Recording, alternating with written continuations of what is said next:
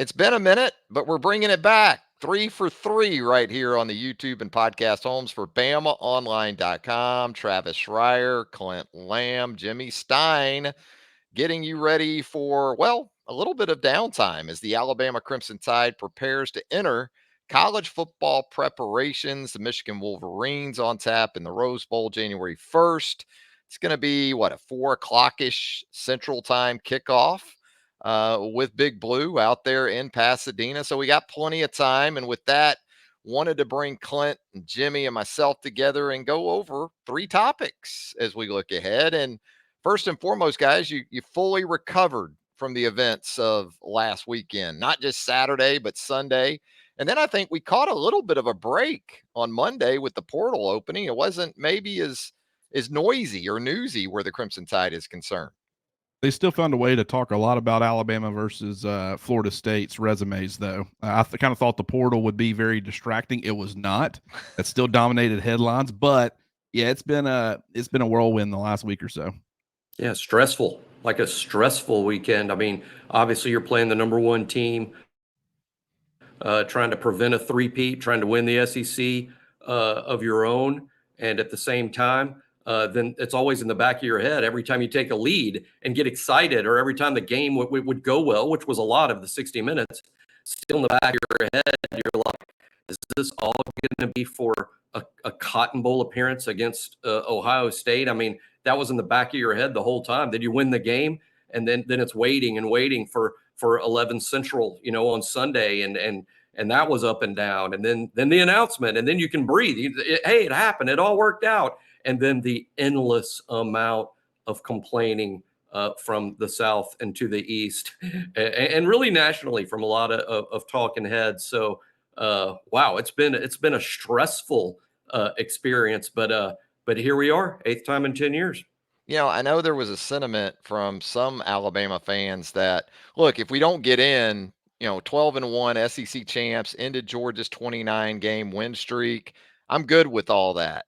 And I hear a lot of that. I get a lot of that. But at the same time, with this thing going to 12 teams next year, I think there's an urgency to get in this year, because this will probably be as easy, I say easy, relative to winning a national championship can be anyway, as it's going to be moving forward. I mean, you go to 12 teams, if you're not in that top 4, and even if you are, it's the pass obviously going to be longer, which means the potential for teams to break down in terms of roster quality and things like that, going through a regular season and still with a conference championship game for the foreseeable future anyway.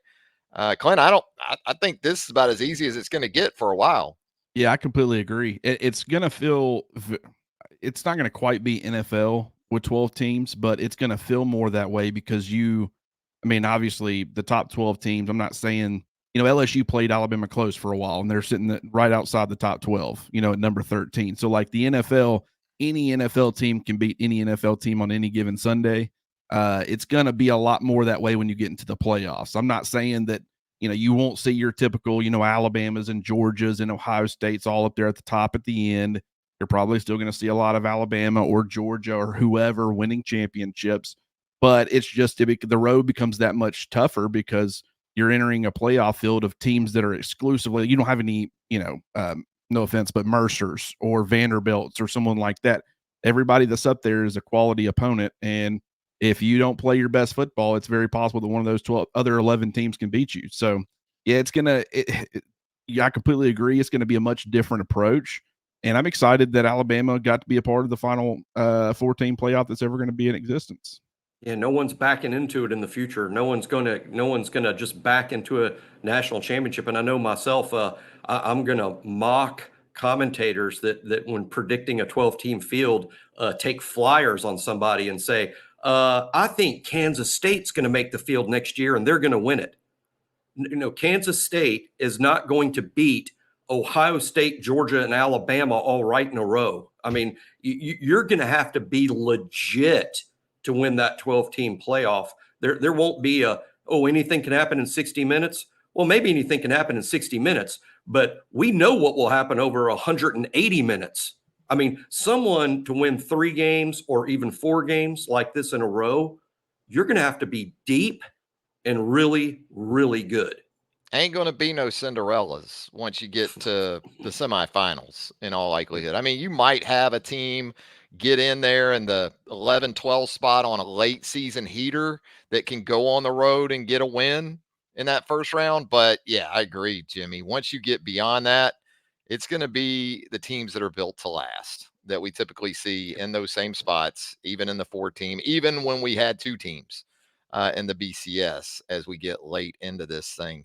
Speaking of a team on a heater, this Alabama football team, I certainly believe qualifies as such. And guys, the first topic we're going to talk about today on 3 for 3, we're going to compare this Alabama team to previous college football playoff teams under Nick Saban. Not so much about quality, because the argument could be made that Saban's best teams didn't win at all. I mean, when you're talking about 2016, 2018, those were hellacious squads in terms of personnel quality and those things.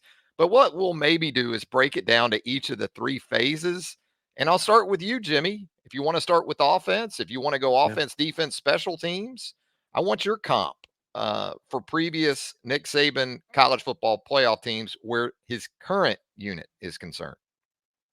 Yeah, and really it's been the same for me all year long, particularly offensively. I mean, I'll start there, but I think it's really to the team as a whole, but particularly offensively, this team has reminded me of back-to-back seasons, 2014 and 2015. And I say that because at quarterback, where there's been maybe a guy that didn't inspire a ton of confidence early. And doesn't that sound a little bit like Blake Sims and a little bit like Jake Coker? Coker even didn't make a start in September because there were some concerns about whether he'd be the guy or not. That sounds like Milroe. Blake Sims, incredible athlete. Would he be good enough as a passer? Boy, doesn't that sound a little bit like Jalen Milroe?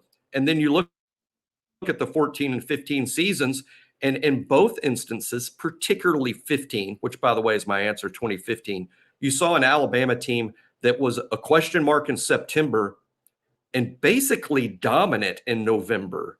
And while this team hasn't been super dominant because we know what happened over at Auburn, I think we all agree that this team, as we sit here right today, is tremendously improved over September and a threat to win the college football playoff, which sounded like fiction in September. So in that way, I think it's 2015 is the best answer, even though I think a lot of the season is paralleled 2014. I think ultimately it's 2015 because that team played its best late behind the quarterback, who everyone had questions about. But when you look back at Jake Coker's run and pretty much starting about game 11, game 12, SEC championship, and the playoff, his numbers were fantastic. I even said at the time, Coker was a fifth-year senior and couldn't come back. But I said, Coker's playing so well. If he had another year of eligibility, he would enter next season as a Heisman favorite. And really, that's, as we all know, what's going to be the situation with Jalen Milroe. So to me, this offense in particular has evolved a lot like 2014, but particularly 2015. And I feel like this Alabama team is most similar to the 15 team that actually won the college football playoff over Clemson. Now, is that offense or across the board? That's offense in particular, but across the board also. Clint, where are you at with this team? I think Jimmy makes a lot of good points. I think there's a lot of 2016 similarities. One major difference would be the late offensive coordinator change. And I guess there's still time for that if somebody swoops in and picks up Tommy Rees. But, at this point, you've got the offensive coordinator who's really starting to figure some things out. Not saying he's Lane Kiffin, not saying that the offenses are built the exact same way, but you had kind of that, Jalen Milroe's in year 3 and Jalen Hurts was in year 1. But I feel like they have had similar, they have similar strengths. There's some things that you got to work around. Obviously, Jalen Milroe is a much better vertical passer than Jalen Hurts was at this point or at that point in his career. But you talk about the receiving makeup, like that was before the dominant 4 receivers that Alabama had the following year with Jerry Jeudy and all those guys. But, defensively, kind of led by a three-headed monster as far as your pass rush is concerned. You had Jonathan Allen, you had Tim Williams, and you had Ryan Anderson. So you had the two really effective pass rushing outside linebackers. They're not Dallas Turner and Chris Braswell are a little bit different in some ways. And obviously those two are your headliners compared to that 2016 group that had Jonathan Allen, which is your defensive lineman, but he was the headliner. So it was more so built inside out compared to now it's built outside in. But Justin Eboigbe emerging as that third option, a complementary piece as an interior pass rusher, or, even sometimes out there on the edge or further outside. You got Minkah Fitzpatrick on that 2016 group. I understand he was a sophomore, but very Caleb Downs-esque in the impact that he can make. That was a good secondary Alabama had back then. Linebackers, couple of really athletic guys that can get sideline to sideline. You had Reuben Foster back in 2016. So defensively, I would say obviously the numbers and production is not the same. It's a different era of college football. This was 7 years ago. Things have changed quite a bit. But as far as just the amount of talent on that side of the football and the way that you've got your quarterback set up, the one thing you need to make sure you avoid, and I think Alabama's already kind of been doing it, is you need to avoid the Bo Scarborough situation going into a national championship game where you build your entire game plan around him. He goes down with an injury, and now you really don't have the ability to counter. But with the way Alabama has been setting up pretty much this entire year, whether it was them learning their lesson from the Jameson Williams, John Mechie going down a couple of years ago, or, whatever, I feel like they're a lot more diversified as far as how they can attack you and guys who can step up in any given week. And I think that's going to help them as this college football playoff rolls up. Yeah, I kind of align with you on a lot of the 2016, especially on offense. 2016, you're talking about post Derrick Henry, and 2015. So pretty committee-ish approach to the running back position. Very talented dudes, as we know, back in 2016, as you outlined. Bo Scarborough, Damian Harris, Josh Jacobs, I believe, coming in at that point as well. You had Jalen's quarterbacking both these teams, right? 2016. 2023, a couple of wide receivers at the top of the rotation, and Ridley and Stewart back then in 2016, similar to what maybe Jermaine Burton and Isaiah Bond have become during this most recent campaign. You had an Amari Niblack like tight end back then, and OJ Howard. Even the offensive line. You had Cam Robinson in his final year with the Crimson Tide. You had a true freshman starter at the other tackle and Jonah Williams. Inside, you had guys like Bozeman and Pierce Baker and Shank Taylor. And then on defense, I lean maybe a little bit more to 2020. Will Anderson kind of was your Dallas Turner guy. Christopher Allen was kind of your Chris Braswell. Christian Barmore, Justin Eboigbe has given you some of that kind of production as a veteran player. And, that 2020 defense gave up about 5 yards per play. 2023 is about right on top of that. And even going back to 2016, I might be more along the lines of that secondary when you talk about just its top four, which could pretty much go with any in college football. When you had Minkah and Marlon and Ronnie Harrison. And unfortunately, as you guys know, that defense lost Eddie Jackson about 8 games into the season, which showed up big, in my opinion, down the stretch, especially against Clemson down in Tampa. And I know we don't talk a lot of special teams, but I would even go back to 2016-ish with these specialists, guys like Adam Griffith and J.K. Scott. And then in the return game, when you had Eddie Jackson healthy, he was so good back there. Kenyon Drake was more 2015, I guess. But I see some Kendrick Law at times in Kenyon Drake, not only in his return ability, but how he's used. Trayvon Diggs, I guess, in 2016 was more of a kickoff return option. So, yeah, I kind of cheated, guys. I think it's fair to say that. I actually love your answer, though. I mean, because you think about that 2016 group, and you're right. I mean, where it starts, what will take everybody there immediately is the Jalen to Jalen comparisons. I mean, obviously, but then when you start fleshing it out, I kind of go the defensive route and just the comparisons on that front. But you're right. You kind of forget about Calvin Ridley and Ardarius Stewart. Kind of the entire offense was more so funneled, or the passing game at least was funneled more so through 2 guys, and then you had some complementary pieces, but you had that big play tight end that just couldn't seem to find a consistent role throughout pretty much his entire career at Alabama. Hopefully that's not the case for Amari Niblack. I highly doubt that it will be.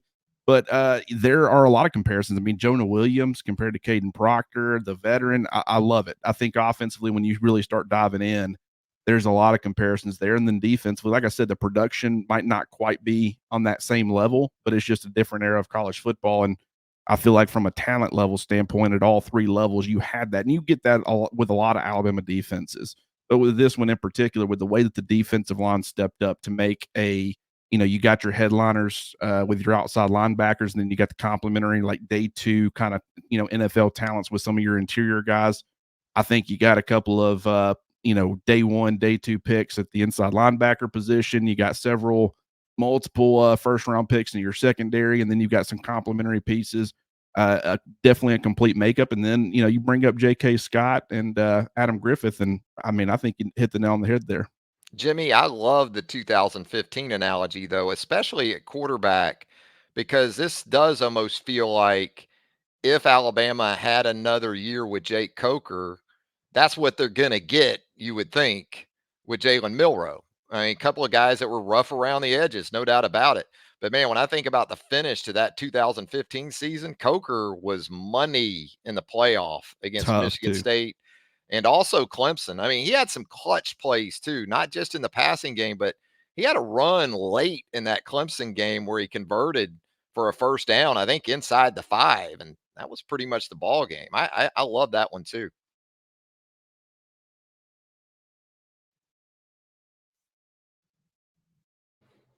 Problem there. Rough Septembers, then better Octobers, and dominant Novembers. That's why it reminds me of like, hey, this team can win it all. That's what we were saying in 2015 at the end, but we certainly weren't saying at the beginning. I love any Jalen Milroe, Jalen Hurts comp because in so many ways they have very similar stories. But the 2016 Jalen Hurts, you could see some of that in early, I think back in September with Milroe, but Milroe's ascent has been steeper than Hurts and quicker than Hurts. I would even say, guys, maybe this sounds nuts, but Jalen Hurts' ascent to me was like a 2016 to 2018 thing. It was a different Hurts in 18, a much better passer, much better command of the field, a guy that could put the team on his back and he can win the game. He was doing that in 18. Milroe, in my mind, is doing it now. He's doing it now. I mean, this team wins because of Jalen Milroe. I'm not sure we were saying that about Hurts in his first year, that Alabama was winning games because of Hurts. Now, Hurts is doing a great job of not losing games, and that's something that maybe Milroe struggled with back in September, back in the early part of his career. But Milroe's ascent to me has been steeper. Alabama's now winning because of Jalen Milroe. I would say that Hurts wasn't ready to win games on his back until 2018. And then, of course, 2019 when he was at Oklahoma. Yeah, Jalen, I think, turned 17 as a true freshman starter at quarterback. That's wild. Young dude, Jalen Hurts. And he was the SEC Offensive Player of the Year as a true freshman. Mhm. I think, though, your point is a good one in that when I think of the 2016 team, I primarily think of guys like Ryan Anderson, Tim Williams, Jonathan Allen. The defensive personnel that team had was really second to none. And again, especially when Eddie Jackson was healthy. I want to stick with this football team, and I want to talk about the most surprising aspect or player of this team for you guys. 13 games into it now, Jimmy. Get us going. Your most surprising aspect or player to this point for the 2023 Crimson Tide? Such a great question because I think there's almost 22 different answers. I mean, I think you could almost talk about any player on the roster. But I'm going to go with Terrion Arnold, and this is why. I rank the roster in the offseason, and I don't know. I'm going to have to go back and look soon. I don't think he's the guy I missed on the most. As a matter of fact, I didn't really miss on him. I had him higher than most anyone else would have, but I didn't have him first round pick. I didn't have him there. Where I had, at the very top, Dallas Turner, all right, borderline SEC Defensive Player of the Year, headed probably for the first round, Kool-Aid, all SEC consensus, probably headed to the first round. JC Latham, I had at the very, very top, but you could argue in terms of, who are the best players on this team. Terrion Arnold would be really, really high, maybe as high as third, fourth, fifth. If you were going to rank the whole team, who are the best players on this team? I didn't have Terrion there in the preseason. I had him, I expected a good year. I expected him to be a good player. Even expected that we might see a Kool-Aid level performance out of him in 2024, but not 2023. I think his ascent is incredible. And I think he might end up being Alabama's fourth first-round pick off of this team in this next draft. Didn't see that coming.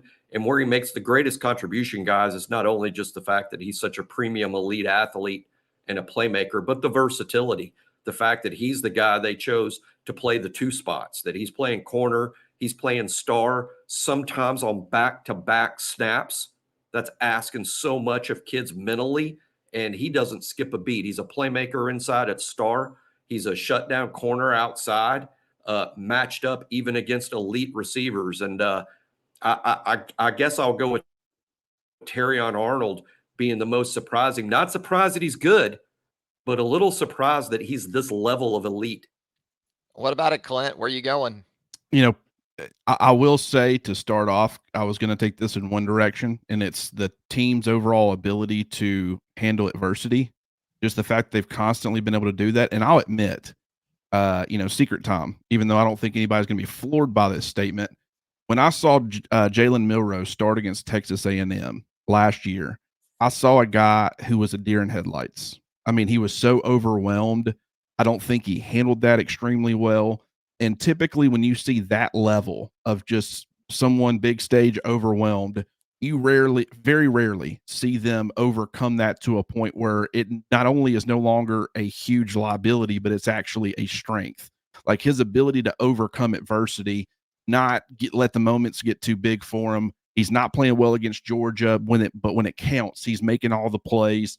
Like just his growth on that front and his ability in particular to handle adversity and how that's kind of carried out throughout the rest of the team, I would say that's been a huge surprise and a pleasant surprise, and all the props to him, because I was one of those people, from that start that just I always was going to question those really big moments. Could he keep his, Jalen was always this. Didn't matter if it was good, bad. Jalen Hurts. And, I wondered if Jalen Milroe would ever have that, and he's proven that he does.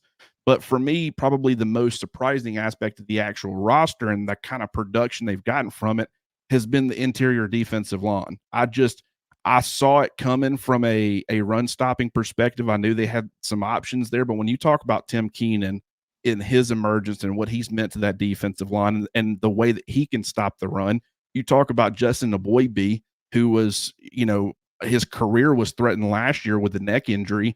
Not only does he come back, which is, just making it back to the field is a major deal, but we always talk about how if you can have a dominant pass rusher and then you can get that complementary piece that people have to focus in on as well, how much more lethal that makes your pass rush. But if you can add that third element, it makes you extremely tough to defend, because you've got 5 offensive linemen typically in pass protection. You might leave a back end or you might leave a tight end in, but when you're trying to double a certain amount of guys and you've got pieces that can complement each other, it wreaks havoc on opposing offenses. And just Justin Aboybe's emergence as a pass rusher and the consistency in which he does it, I think has been surprising, and it's been extremely beneficial for Alabama's defense. Yeah, I think the key word there is consistency, because I without looking at it, I'm not sure where Alabama ranks in sacks in the SEC. I'm guessing top 4 or so for the season. I mean, because you did get that input from Justin Aboybe to go along with Chris Braswell and obviously Dallas Turner. But this has been a reaffirming season for Nick Saban and something he has been consistent with during his time at Alabama. It's not so much about sacks. It's how much you affect the quarterback on a consistent basis. And you look at last Saturday's game against Georgia and you see Alabama 2 sacks, I think, in that game. But if you watch it, you can see Beck is affected on a pretty consistent basis. I It's would in say his head. that hit that Braswell had on him in the end zone, I really think set the tone for how Carson Beck approached that entire game. It was going to be that way all day, or at least he thought it was, which is Yes. all that matters. Whether it is or not, absolutely. That's huge and impacting especially a first year starter, not a young quarterback. He's been around. He was class of 2020, but yeah, I mean, he hadn't been in that spot before. And so if you can affect him, no doubt about it. I'm going to go wide receiver. And that may come as a surprise because it's been a group that's talented enough the last couple of years, didn't really do it. But that consistency word comes into play. And I'm going wide receiver, not so much because of the seasons that Burton and Bond have had so far, but they've gotten to this point without Ja'Cory Brooks being a real factor this season. And not that I thought Ja'Cory would be along the lines of Jerry Jeudy or Devontae Smith, but of my two breakout players that I had for this season, Justin Aboigbe being the other, it just never happened this season for Ja'Cory Brooks. Plus, you lost a couple of guys to the portal, including Aaron Anderson, returned some capable guys, but we really hadn't seen a returnee other than Ja'Cory Brooks step up in a big spot. Well, as recently as last Saturday, Burton and Bond certainly did just that. And also, we've seen it from Kobe Prentice and Kendrick Law, too. So I like it. We spread it around a little bit, guys. We got some Terrion Arnold from Jimmy. We got some quarterback. We got some defensive line from Clint. And I'll go with those wide receivers. Now, as we get into college football playoff prep coming up here for the Alabama Crimson Tide, Jimmy, I'll start with you. What's your biggest area of concern for this team? Is it gets into those workouts and those meetings and that preparation? Well, it's matchup specific, and I'm going to say concern, though I also have some level of confidence, and that's just stopping the run. Michigan is they run the ball. I mean, they really do very little else. I think they've thrown one touchdown pass in the last 5 games collectively. They run the ball. I mean, that's the plan. They have 2 outstanding running backs, and Corum may be as good as anybody. That offensive line is a Joe Moore award-winning offensive line. So very big and physical up front, very good up front, an athletic quarterback, Blake Corum. And we saw not so much in the Georgia game where Alabama did a very, very good job against the run, but Alabama was torched by Auburn now on the ground. Now, Auburn does it differently than Michigan. There's a lot of misdirection. They try to confuse you. It's a magic trick a little bit. Michigan's not going to do any magic tricks. It won't be David Copperfield. It's going to be, we're running the ball to the right side on this snap, and how are you guys going to stop that? Because I don't think that you can. It's big and physical. It's downhill. You know right where it's going. My concern is we've seen Alabama very recently, just 2 games ago, get beat up on the ground and not have such a good game. Against Michigan, you have to. You either stop the run or you lose. So that's my biggest concern. But I also have a great deal of confidence. I think the Michigan running game is built a little more similarly to Georgia's, and Alabama had great success against the run in that game. So it's my biggest area of concern, but I also feel like Kevin Steele and his group are going to do well. What about it, Clint? Mine's a little different. I like where Alabama's at. Like I was thinking about positions, and I'm thinking about quarterback and left tackle and the receiver consistency that you were talking about. A lot of these different positions, and I'm kind of working through them, and I'm like, none of them are like overly concerning. Like there's nothing I look at and say that's a major problem. What that led me to my answer though, and that's rat poison. Like that's what, in my opinion, Alabama needs to worry about the most. And I understand I've heard people say, well, Alabama was a huge favorite over Ohio State back in 2014, so that's much different. Michigan opened as a favorite in this game. Alabama should be motivated by that, and it's like, doesn't matter what Vegas is saying. I don't think players are going to look up betting lines. What are people saying about the game? And there are some people who are, very confident in Michigan's ability to get the job done. They're the number 1 ranked team right now. But, based off of that video of Michigan reacting and everybody making fun of them and saying that they're scared and Alabama's going to drum them. And Alabama's the 4 seed, and you got Shannon Sharp hopping on here saying they're going to go to the, it's definitely Alabama. A lot of people are picking Bama. It's like you're cramming the entire 2022 offseason into a 3.5 week period where it's just nothing but praise. And this entire year, Alabama has more so been built on the disrespect and the fact that they weren't getting the praise, and they wanted to prove everybody wrong when they play against Georgia. And they've achieved that. And now they're being told how good, great, and wonderful they are in a lot of circles. And it's, how do you handle that? Nick Saban brought that up in the post-game press conference. He was asked about it, but he admitted that it was a good question, and it was a good question for a reason. It's like, this is going to be a shift. And this is why, if you're Nick Saban, you typically don't like to let the external factors affect how you approach things. But because now that you're being told how good, great, and wonderful you are, where's the motivation come from? You need to find it from somewhere else. In Alabama, there's still a job that needs to get done. I'm not saying Alabama will let that affect them, but they need to make sure that they're not letting those external factors, make them think, okay, we're Alabama, we're back on track. Everybody thinks we're wonderful. We'll win this game just because we're Alabama and everybody expects us to win this game. Like, you've still got to have that same chip on your shoulder that you've had. And I believe in their ability to do that. But I will say, when you start looking at the team as a whole, I don't think there's a whole lot of areas of concern. But as a result, that makes me concerned, because there are things, Michigan's going to come out probably feeling disrespected because they're not being picked very much. And everybody says that they're scared and all this stuff. Alabama needs to be ready for that. Yeah, I was going to say focus too, but this isn't a team loaded with individual stars who are up for like the Heisman, or at least guys that are going to win, I think, a lot of individual awards. And in other words, it's not going to feel like a rejoining of individual pieces coming back from the banquet circuit when they get going fully in this preparation. And I think too, the Auburn experience is still fresh enough to remind these guys that anything less than their best against Michigan might not be good enough. So I won't worry about the psyche or mindset, because they felt undervalued all season long too.